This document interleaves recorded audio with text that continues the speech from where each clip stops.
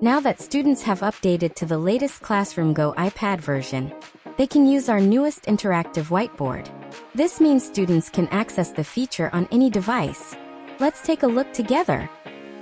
After the teacher logs into ClassroomGo, they can click the Interactive Whiteboard button on the left. The system will then display the settings panel. After setting the student's editing permissions and selecting who to share with, simply click Create at the bottom to start. ClassroomGo will then open the interactive whiteboard on the student's side based on the teacher's settings.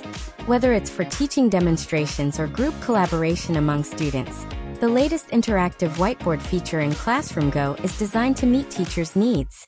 In addition to supporting handwriting and a variety of drawing tools, the whiteboard also allows image insertion.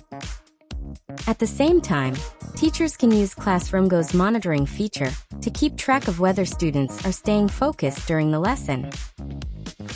When the teacher clicks the End button at the bottom right, ClassroomGo will export the whiteboard content as an image file and save it on the student's device.